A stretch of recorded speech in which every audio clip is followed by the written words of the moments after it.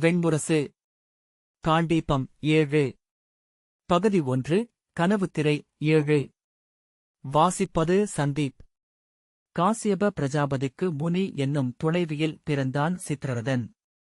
அன்னை அவனை ஈன்று தன்னருகே முகில் படுக்கையில் படுக்க வைத்து இனிய கனவில் துயின்றபோது விண் நிறைத்த பெருமுகில் குவை என குழல் அலைய இருவெண்மீன்களின் விழிகள் கனிய குனிந்து மைந்தனை நோக்கினார் காசியபர். அவன் ஒளி ஊடுருவும் உடல் கொண்டிருந்தான். நீர்த்துளியென ததும்பிக் கொண்டிருந்த அவனை தன் சுட்டுவிரல் நீட்டி ஒற்றி எடுத்து தன் முகத்தருகே கொண்டு வந்து நோக்கி புன்னகைத்தார். அவர் புன்னகையின் ஒளியை எதிரொலித்து அவன் அசைந்தான். வாழ்த்தப்படுவாய் என்று நச்சொல் உரைத்து அவனை அன்னையருகே விட்டார். சித்ரரதன் கந்தர்வபுரியின் பொற்பொழுதியில் ஆடி வளர்ந்தான். குப்புறக்க விழுந்து சிறுகைகளை அடித்து முழங்கால் ஊன்றி அவன் தவழத் தொடங்கிய போது தந்தை விண்ணகத்தின் 2 மரமல்லி மலர்களைக் கொய்து அவற்றின் செங்காம்புகளை ஒன்றுடனொன்று இணைத்து 2 சக்கரங்களாக்கி மலர்த்தேர் ஒன்றை செய்தார். அதை அவனுக்களித்து சிரித்தார். அத்தேரை தன் கைகளால் மெல்ல தொட்ட சித்ரரதன் அண்ணாந்து இதழ்நீர் வழியும் சிவந்த வாய் திறந்து மின்னும் கண்களுடன் தந்தையை நோக்கி சிரித்தான். அவர் அவனை சித்ரரதா, என் மகனே என்று அழைத்தார். அம்மலர்த்தேர் வாடாமல் இருந்தது. ஒவ்வொரு நாளும் அவன் உருட்டி விளையாட அவனுடன் அது வளர்ந்தது. அதை நடைவண்டியாக ஆக்கி அவன் கால் பயின்றான். களிவண்டியாக ஆக்கி அதிலேறி தன் மாளிகை இடைநாழிகளில் சுற்றி வந்தான். சிறுபுறவியைக் கட்டி கந்தர்வ நகரியின் புழுது தெருக்களில் விரைந்தான். தோள் முதிர்ந்து இளைஞனான போது கந்தர்வ நகரியின் நிகரற்ற மலர்த்தேரென அது ஆயிற்று. வெண்பளிங்கில் செதுக்கப்பட்டதென ஒளிவிட்ட மலர்ச்சக்கரங்களும் இளம் செந்நிற தூண்களும் கொண்ட அந்தத் தேரை வெண்முகில் வடிவான 7 புறவிகள் இழுத்தன. கந்தர்வப் பெண்கள் ஒவ்வொருவரும் அதில் ஒரு முறையேனும் ஏறி விண்ணைச் சுற்றி வர விழைந்தனர். வெண்பனி போல் ஒளி ஊடுருவும் உடல் கொண்டிருந்த சித்ரரதன் புலரியின் செம்மையில் பொன்னென ஆனான். அந்தியில் அனலென பொலிந்து அணைந்தான். இருளில் விண்மீன்களின் ஒளியை வாங்கி உருக்கொண்டான். கந்தர்வபுரியின் பேரழகன் அவனே என்றனர் முனிவர். அவன் முகத்தைக் கனவு கண்டு கன்னியர் புன்னகை புரிந்தனர். நிகரற்ற காசியபரின் மைந்தனென்றும் பேராற்றல் கொண்ட முனியின் புதல்வனென்றும் முன்பிலாது பேரெழில் கொண்டவனென்றும் தடையற்ற தேருக்கு தலைவனென்றும் ஆன சித்ரரதன் இளமையிலேயே தருக்கு நிறைந்திருந்தான். ஒருநாள் விண்ணின் 7 கந்தர்வ கன்னியரை துணை சேர்த்து தேரில் முகில் நெடும்பாதையில் விரைந்து கொண்டிருக்கும்போது அவன் முன் ஒரு வாடிய மலர் பாதையில் கிடப்பதைக் கண்டான். அவனுடன் இருந்த கன்னியரில் முதல்வியாகிய கும்பீனசி அதோ ஓர் அழகிய மலர். தேரை ஒதுக்கு என்று கூவினாள். வாடிய மலருக்காக என் தேர் வழிமாறாது என்றான் சித்ரரதன். அவன் தேர் அம்மலர் மேல் ஏறி உருண்டு மறுபுறம் சென்றது. அதுவோ அன்று காலை மலர்ந்து மாலையில் கூம்ப வேண்டிய கள்மலர். ஆனால் அதனுள் பீதாம்பரன் என்னும் தேவன் தன் தேவியுடன் வண்டு உருவில் நுழைந்து இதழ்களை இழுத்து மூடிக்கொண்டு இன்கலவியில் ஆழ்ந்திருந்தான். அவர்களின் எடை தாழாமல் காம்பு உடைந்து உதிர்ந்து பாதையில் கிடந்தது அம்மலர். கலவி முழுமைக்கு முன்னே தன்மேல் ஏறிச் சென்ற சகலங்களை உணர்ந்த பீதாம்பரன் சினத்துடன் எழுந்து பேருருவம் கொண்டு சித்ரரதனை வழிமறித்தான். உனது தேர் என் இன்ப நுகர்வை அழித்தது. தேவருக்காயினும் மானுடருக்காயினும் தெய்வங்கள் அளித்த இன்பங்கள் 3: உண்ணுதல், புணர்தல், ஊழ்கத்தில் அமர்தல். 3ஐயும் சிதைக்கும் உரிமை விண்ணவருக்கோ மன்னவருக்கோ அளிக்கப்படவில்லை. இங்கு நீ செய்த பிழைக்கு என்ன சொல்லப் போகிறாய் என்றான். விண்ணிலும் மண்ணிலும் பாதைகள் தேர்களுக்கானவை. எளிய சிற்றீர்கள் பல்லாயிரம் அப்பாதைகளில் இருக்கலாம். அவற்றை நோக்குபவன் தேரோட்ட இயலாது. இன்று வரை இலக்கடைந்த அத்தனை தேர்களும் அவ்வழியில் உள்ள பிற எவற்றையும் நோக்காதவையே. நான் தேர்வலன், இலக்கு நோக்கும் வீரன். இச்சிற்றியர்களை அழிப்பது எனக்கு பிழையல்ல, அறமே என்றான் சித்ரரதன். பீதாம்பரன் சினந்து, என்ன சொன்னாய்? மூடா, இக்கந்தர்வபுரியை அள்ளி ஒரு கணையாழியாக என் கையில் மாட்டும் அளவு பெரியவன் நான். 7 விண்ணுலகங்களில் ஒவ்வொரு உலகம் அதற்கு முந்தைய உலகத்தின் ஒரு சிறு துளியே என்றுணர்க. முதல் உலகில் வாழ்பவன் நீ. ஏழாவது உலகின் அமராவதியை ஆளும் இந்திரனின் அவையிலிருக்கும் தேவன் நான். உன் பாதையில் உள்ளவை சிற்றியர்கள் என்று நினைக்கும் உரிமையை உனக்கு அளித்த நூல் எது? அச்சொல் அளித்த மூடன் எவன்? என்றான். சித்ரரதன், தேவனே, விண்ணவருக்கானாலும் மண்ணில் வாழும் மானுடர்க்கானாலும் சிற்றியர்க்கானாலும் ஆன்மா ஒன்றே. ஊழ்நெறியும் ஒன்றே. வாழ்வியல் இன்பங்களும் துன்பங்களும் நிகரானவையே. ஆயினும் யானைகள் செல்லும்போது எறும்புக் கூட்டங்கள் அழைகின்றன. பெருமீன் வாய்திறந்து ஒரு இமைப்புக்கு 1000 சிறு மீன்களை உண்கிறது. வேட்டையாடி விலங்கைக் கொன்று உண்பவன் அதன் உடலில் உள்ள 10,000 சிற்றியர்களையும் எண்ணாமல் கொள்கிறான். ஆன்மா அமைந்திருக்கும் உடலே இப்புடவே நாடகத்தில் அதன் இடத்தை முடிவெடுக்கிறது. சிற்றியிரென்பது உடலால் சிற்றியிரே. இன்று என் முன் பேருருவம் கொண்டு எழுந்து நிற்கும் நீ அம்மலருக்குள் வண்டென அமர்ந்திருக்கும்போது சிற்றியிராக இருந்தாய். என் செயலை அவ்வடிவில் இருந்தபடியே நீ மதிப்பிட வேண்டும் என்றான். பீதாம்பரன் நகைத்து, கந்தர்வனே, ஐம்புலன்களும் தொட்டறியும் பருவுலகத்தை மட்டுமே அறிபவனுக்கு பெயர் உலகியலான். அதனுள் உறையும் ஆற்றலை அறிபவன் யோகி. அறிந்த அனைத்தையும் ஒன்றென காண்பவன் ஞானி. கந்தர்வன் எனப் பிறந்தவன் நீ. இவ்வுடல் மட்டும் காணும் கண் கொண்டிருந்தாய் என்றால் இங்கு நீ வாழ்வதற்கான தகுதி என்ன? என்றான். இச்சொல்லாடல் எங்கும் முடிவுறாது. பாதையின் ஒவ்வொரு சிற்றியரையும் உளம் கொண்டேனென்றால் இத்தேரில் முகப்பில் அமர்ந்து நான் கடிவாளம் பற்ற முடியாது. இத்தேரை எனக்களித்த எந்தை இட்ட ஆணை பிழையில்லை என்றால் இதில் எனக்கு ஐயமில்லை. பிழையென ஒரு கணமும் உணராது ஒருவனை தண்டிக்கும் ஆற்றலுள்ள தெய்வம் ஒன்றில்லை என்றான் சித்ரரதன். ஆம், நாம் சொல் தொடுத்து முடிவறிய இயலாது. வருக, இந்நகர் நடுவே உள்ள அந்த நீலச்சுனை அருகே செல்வோம். உன் முகத்தையும் என் முகத்தையும் அதில் காட்டுவோம். பிழையும் நிறையும் பேரிரு கொண்டு பல்கிப் பெருகி முடிவில்லை என அங்கு ஆகும். அப்போது ஐயமிருக்காது என்றான் பீதாம்பரன். ஆம், அதை நோக்குவோம் என்று தன் தேரை திருப்பி நகரில் பெருஞ்சுழல் பாதையில் விரைந்தான். அவன் அருகே தன் நுண்ணுடலுடன் பீதாம்பரன் வந்தான். அலையற்று கிடந்த ஆடி வட்டம் போன்ற சுனையை அடைந்த சித்ரரதன், இன்மையின் சுழியே, இங்கு என் சொல் பிழை என்றால் காட்டுக என்றான். பீதாம்பரன், எங்கள் பூசலின் இறுதி முடிவை இங்கு காட்டுக என்றான். இருவரும் குனிந்து நீல ஆடிவெளியை நோக்கினர். அச்சுனைக்குள் தன் முகங்கள் ஒன்றிலிருந்து ஒன்றென பற்றிக் கொண்டு முடிவிலா நீள்சரடாக எழுவதை சித்ரரதன் கண்டான். அச்சரடின் மறுநுனி அலைந்தது. யானையின் துதிக்கையென அதன் அண்மை நுனி வந்து அவனை பற்றிக் கொண்டது. மறுசொல் உரைப்பதற்குள் அவனையும் அவனுடனிருந்த 7 கந்தர்வ கன்னியரையும் வளைத்து நீருக்குள் கொண்டு சென்றது. நீல வெறுமைக்குள் கணம் கோடி காதமென சென்று கொண்டிருந்த அவன் விழித்தெழுந்தபோது கங்கை கரையின் மலர்ச்சோலை ஒன்றில் பூத்த மந்தார மலர்களின் இதழின்மேல் சிறு பொன்வண்டாக அமர்ந்து சிறகு துடித்துக் கொண்டிருந்தான். அவனைச் சூழ்ந்து 7 சிறு பூச்சிகளாக அக்கந்தர்வ கன்னியர்கள் அதிர்ந்து கொண்டிருந்தனர். சித்ரரதன் தலை தூக்கி ஒளிமயமாக கிடந்த வானை பார்த்தான். அங்கே முகில்களுக்கு மேல் பொன்முடிகள் எழுந்த நகரி தெரிந்தது. எந்தையரே, நான் வீழ்வதெப்போது என்று அவன் கேட்டான். இளையோனே, நீ எதிர்கொண்ட வினவுக்கு விடையொன்று கிடைக்கும்போது என்றது காசியபரின் குரல். சித்ரரதன், எவர் சொல்லில் அதைப் பெறுவேன் என்றான். ஒரு கையில் சுடரும் மறு கையில் குருதியுமென வரும் ஒருவனை நீ காண்பாய் என்று சொல்லி அடங்கியது விண்பெருங்குரல். கங்கைக் கரையில் சைத்ரிகம் என்னும் அடர் சோலையில் தன் துணைவி கும்பினசியுடனும் 6 தோழியருடனும் சித்ரரதன் அழகிய பொன்வண்டு வடிவில் வாழ்ந்தான். மலர்பொடி ஆடியும் இன்மது அருந்தியும் அலைகளில் நீராடியும் வண்டுகளுடன் இசையாடியும் அங்கிருந்தான். 1000 ஆண்டுகளில்தான் வளர்ந்த நகரை அவன் மறந்தான். மீண்டும் 1000 ஆண்டுகளில் தன்னை கந்தர்வன் என்றே உணராமல் ஆனான். ஒவ்வொரு நாளும் பல கோடி மலர்கள் தேனுடன் மலர்ந்து அச்சோலையில் பிரிதொன்று எண்ணவே அவனுக்கு நேரமிருக்கவில்லை. காதல் மனைவியுடன் இசையும் மதுவுமாக கழித்து மலரிதழ்களின் ஆழத்தில் துயின்று புலரியில் விழித்தெழுந்தான்.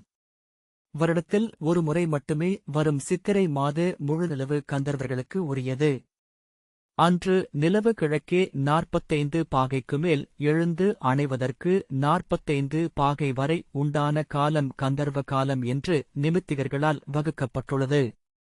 அன்று இல்லங்களிலோ தெய்வங்கள் பதிட்டை செய்யப்பட்ட காடுகளிலோ அன்றி வேறெங்கும் மானுடர் நடமாடலாகாது என்று மூதாதையர் அறிவுறுத்தியுள்ளனர். அன்று பிறநிலங்கள் அனைத்தும் கந்தர்வர்களின் களியாட்டத்திற்கு அளிக்கப்பட்டுள்ளன. அவர்களை மானுடர் தங்கள் ஊன்வழிகளால் அன்று காண முடியும். அணுவடிவென இப்புவியில் வீழ்ந்த கந்தர்வர்கள் பேருருவம் கொண்டு எழுந்து நிலமும் நீரும் ஆடிக் களிக்கும் காலம் அது. துடிக்கும் இலைநாவுகளில் அவர்களின் இசை எழுந்து மானுடச் செவிகளை அடையும். அன்று மானுடர் எவரும் எல்லை மீறுவதில்லை. ஆனால் பாண்டவர்கள் ஐவரும் தங்கள் அன்னையுடன் அப்போது கங்கை கரையோரமாக நடந்து கொண்டிருந்தனர். வாரணாவதத்து எரிமாளிகை நீங்கி இடும்ப வனம் ஏகி இடும்பனைக் கொன்று இடும்பியை மணந்து மீண்டு ஏகசக்கரபுரி சென்று பகனையும் கொன்றபின் அறியா புதுநிலம் நோக்கி அவர்கள் சென்று கொண்டிருந்தார்கள். அன்னையை தோளிலேற்றி பேரிடல் கொண்ட பீமன் நடந்தான். அவனுக்குப் பின்னால் அம்பு தொடுக்கப்பட்ட வில்லுடன் நகுலனும் சகதேவனும் சென்றனர். அவருக்கு முன்னால் வாளுடன் தர்மன் நடந்தான். அந்த ஐவருக்கும் முன்னால் ஒரு கையில் எரிசுள்ளியும் மறுகையில் வில்லும் தோளில் அம்பரா தோணியுமாக அர்ஜுனன் நடந்தான். எரிசுள்ளியின் செவ்வொளி பட்டு இருளுக்குள் துயின்றிருந்த மரங்கள் இலைகள் பளபளக்க விழித்துக் கொண்டன. பறவைகள் விடியலென மயங்கி கலைந்து சிறகடித்து எழுந்தன. இலைகளின்மேல் சிறகுகள் உரச வௌவால்கள் அவர்களைச் சூழ்ந்து பறந்தன. ஐவரும் நடந்த காலடி ஓசை எழுந்து 1000 எதிரொலிகளாக பெருகி அவர்களைச் சூழ்ந்தது. மறுநாள் புலர்வதற்குள் அருகிருந்த ஆயர்குடியொன்றை அடைந்துவிட வேண்டுமென்று தருமன் திட்டமிட்டிருந்தான். பகலில் பெருநகரச்சாலை வழியாக செல்வதை அவர்கள் தவிர்த்தனர். கங்கை கரையோரத்து நாணல் புதர்களில் பகலெல்லாம் படுத்துத் துயின்றனர். அந்தி சாய்ந்து இருள் கனத்தபின் கிளம்பி காட்டை கடக்க முற்பட்டனர். ஆனால் அன்றிரவு அம்முடிவு சரிதானா என்று தருமன் அஞ்சத் தொடங்கினான். அரக்கென இறுகிய இருளுக்குள் மரங்களும் பாறைகளுமாக அழுந்திப் பதிந்து அசைவற்றிருந்தது காடு. ஒவ்வொரு கணமும் ஒரு கரிய திரையை கிழித்துச் செல்வது போல இருளை ஊடுருவ வேண்டியிருந்தது. நெடுந்தோறும் வந்த பின்னும் கிளம்பிய இடத்திலேயே சுற்றிக் கொண்டிருப்பது போல் உளமயக்கு ஏற்பட்டது. இளையோனே, இது கந்தர்வ இரவு. இக்காட்டிற்குள் இப்படியே செல்வது உகந்ததா என்று என் உள்ளம் ஐயம் கொள்கிறது. நான் எண்ணியதை விட இது அடர்வு கொண்டு இருக்கிறது. இங்கெங்காவது இரவு தங்கிவிட்டு செல்வதல்லவா சிறப்பு என்றான் தருமன். மீண்டும் காலையில் நாம் நகர் மாந்தர் கண்களில் பட வேண்டியிருக்கும் மூத்தவரே என்றான் அர்ஜுனன். இக்காட்டைக் கடந்து மறுபக்கம் சென்றால் எவர் ஆட்சியிலும் இல்லாத ஆயர்குடிகள் உள்ளன. அவர்களிடம் நாம் போய் சேர்வோம். அன்னை வழியில் நாம் யாதவர் என்பதால் நம்மை ஏற்காதிருக்க மாட்டார்கள். அங்கு சில காலம் தங்கியபின் ஆவதென்ன என்று சிந்திப்போம். தருமன், என் உள்ளுணர்வு அஞ்சுகிறது. நாம் மானுடருக்குரிய எல்லைகளை மீறுகிறோம் என்றான். பீமன், மூத்தவரே, நாம் மானுடரல்லாமலாகி நெடுநாட்களாகின்றன. நாம் வாரணவதத்தின் சிறையில் இருந்துவிட்டோம். இப்போது பேய்களென உலவுகிறோம் என்றான். குந்தி, ஆம் மைந்தா, நாம் காட்டைக் கடந்து விடுவதே நல்லது என்றாள். தங்கள் ஆணை அன்னையே என்றான் தருமன். இருளுக்குள் நிழலெனச் சென்ற அவர்களைச் சூழ்ந்து உடலிலிகளான பாதாள நாகங்களும் குருதிப் பேய்களும் விழி விழுந்த இயக்கிகளும் நடந்தனர். அவர்களின் ஓசையையோ மணத்தையோ அவர்கள் அறியவில்லை. ஆனால் ஐம்புலன்களுக்கும் அப்பால் ஒன்று விழிப்பு கொண்டு அவர்களுடன் வருபவர்களை சொல்லிக் கொண்டிருந்தது. ஒவ்வொரு கணமும் தன் உடல் மேய்ப்புக் கொண்டிருப்பதை தருமன் உணர்ந்தான். நம்மை பல 100 விழிகள் சூழ்ந்து உடன் வருகின்றன என்று உணர்கிறேன் இளையோனே என்றான் தருமன். காடு விழிகளால் ஆனது என்றான் அர்ஜுனன். இல்லை, இவை விலங்குகளின் விழிகள் அல்ல, பறவைகளின் விழிகளும் அல்ல, உடலற்ற நோக்குகள். மிக அண்மையில் அவர்கள் நம்மை சூழ்ந்துள்ளனர். அச்சொற்களைக் கேட்டு கரிய நிழலென இருளுக்குள் சென்று கொண்டிருந்த இயக்கன் ஒருவன் தன் தோழனை விழிநோக்கி புன்னகைத்தான். மலைக்கொடியென மரத்தில் சுற்றியிருந்த பாதாள நாகம் ஒன்று சற்று விரண்டு உடல் வளைத்து பின்னகர்ந்தது. அர்ஜுனன், எவராக இருப்பினும் இங்கு என் முன் உடல் கொண்டு வந்து என் வில்லுக்கு நிகர் நின்றாக வேண்டும் மூத்தவரே. விண்ணிலும் மண்ணிலும் எவரையும் இவ்வில் கொண்டு எதிர்கொள்ள முடியும் என்று நான் அறிவேன். அஞ்சுவதற்கேதுமில்லை என்றான். அர்ஜுனனின் முன்னால் வந்து அவன் கண்களை கூர்ந்து நோக்கி அவன் முன்னால் எட்டு வைக்க பின் சரிந்து அவன் கால்பட்ட மண்ணாக தன்னை விரித்து அவன் கடந்து சென்ற பிறகு நிழலாக எழுந்து சுருண்டு அவனைச் சூழ்ந்த இலைகளின் மேல் கைவிரித்து ஆடி நின்றிருந்த சாயை என்னும் இயக்கி தன் துணைவனாகிய சாரதனை நோக்கி, ஒரு கணமேனும் அஞ்சாதவனை எதிர்கொள்ளும் ஆற்றல் நம் போல் தேவர்களுக்கும் இல்லை. இவனை வெல்லாது இவ்வை வரையும் நாம் கொல்வதும் அரிது என்றாள். காலன் என்னும் நாகம் நீர்நெளிவு போல அவர்களை கடந்து சென்று எழுந்தது. இந்நுண்ணுருவில் இவனை நான் தீண்ட முடியாது. உடல் கொண்ட பாம்பென வந்தால் விழித்தொடு முன்னே வந்து தைக்கும் அவன் அம்புக்கு ஈடு நிற்க என் உடலால் இயலாது என்றது. நம்மில் எவர் இவனை வெல்லக்கூடும் என்றாள் சாயை. இலைநுனி பனித்துளிகளென தன் விழிகளை வைத்து பரவியிருந்த அரைக்கு சொன்னாள், உண்மையை சொல்கிறேன், இங்கு இவனை வெல்ல நம்மில் எவராலும் முடியாது. இளங்காற்றென பறந்து அவன் தலையை சுற்றிய பாகையின் குச்சத்தை அசைத்து கடந்து சென்ற சூஷ்மன் என்னும் கந்தர்வன் சொன்னான், இவனை வெல்லக்கூடுபவன் ஒருவனே. அப்பால் உள்ளது சைத்ரிகம் என்னும் காடு. இவனை வழிதிருப்பி அங்கு கொண்டு செல்வோம். தன் எல்லைக்குள் புகுந்தவனை சித்திரதன் கொல்லாமல் விடப்போவதில்லை. ஆம் ஆம் என எழுந்தன பேய்கள். காற்றின் நகைப்பொலியாக அவர்களின் மகிழ்வை அர்ஜுனன் கேட்டான். காற்றின்றியே கிளைகள் சிலிர்க்கும் விந்தைதான் என்ன இளையோனே? என் அச்சம் மிகுகிறது. நாம் திரும்பிவிடுவோம் என்றான் தருமன். காட்டுக்குள் சிறு காற்றிடப்பெயர்கள் உண்டு மூத்தவரே.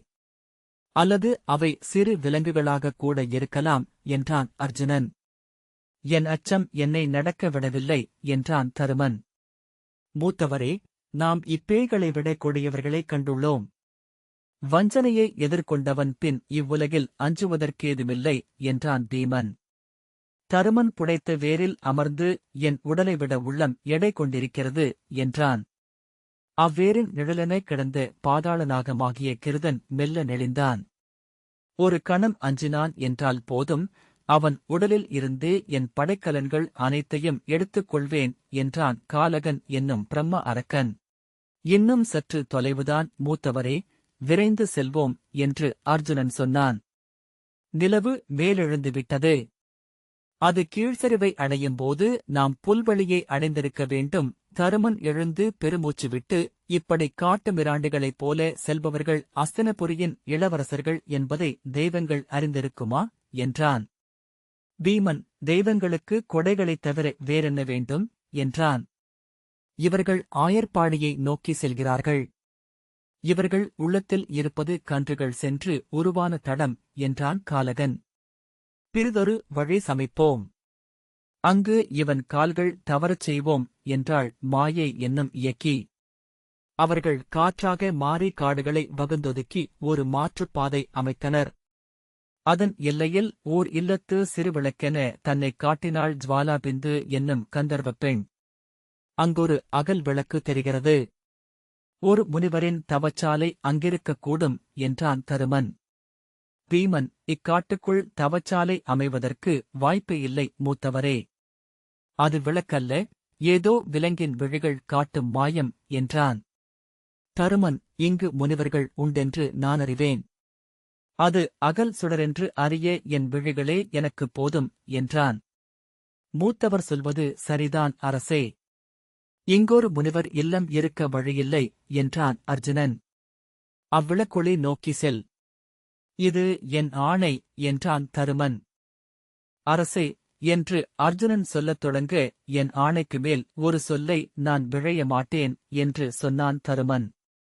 தங்கள் ஆணை என்று தலைவணங்கி காட்டுக்குள் எழுந்து அந்தச் சிறிய ஒளியை நோக்கிச் சென்றான் அர்ஜுனன். தவக்குடில் ஒன்றில் சிறிது இந்நீர் அருந்தி துயில் கொண்டு மீளாமல் என்னால் இனிமேல் நடக்க முடியாது என்றபடி தருமன் அர்ஜுனனைத் தொடர்ந்தான். அவர்கள் செல்லச் செல்ல ஜுவாலாபிந்து அகன்று சென்றபடியே இருந்தாள். பீமன், நாம் செல்லுந்தோறும் அவ்வொளி வளரவில்லை, அவ்வண்ணமே அகன்று செல்கிறது. இளையோனே, இதில் ஏதோ சூதுள்ளது என்றான். இல்லை, நான் அறிகிறேன். அது ஒரு தவக்குடிலின் அகல் சுடரேதான் என்றான் தருமன். அர்ஜுனன் எச்சரிக்கையுடன் மெல்ல நடந்தான். சைத்ரிகத்தின் எல்லை என அமைந்து முள்ளிறைந்த குறுங்காட்டை அவர்கள் அடைந்தபோது பீமன், இளையோனே, நாம் கந்தர்வர்களின் எல்லையை அடைந்து விட்டோமென நினைக்கிறேன். மரநிழல்களும் மரக்கிளைகளைப் போலவே பருப்பொருளாகி நம்மேல் முட்டுகின்றன என்றான். அர்ஜுனன் ஆம் என்றான். இதெல்லாம் நீங்கள் உங்கள் அச்சத்தால் சொல்வது. நான் ஓய்வெடுக்க விழையும்போது உங்கள் பேச்சை மாற்றத் தொடங்குகிறீர்கள். நான் இன்று அந்த தவச்சாலையில் ஓய்வெடுத்தாக வேண்டும்.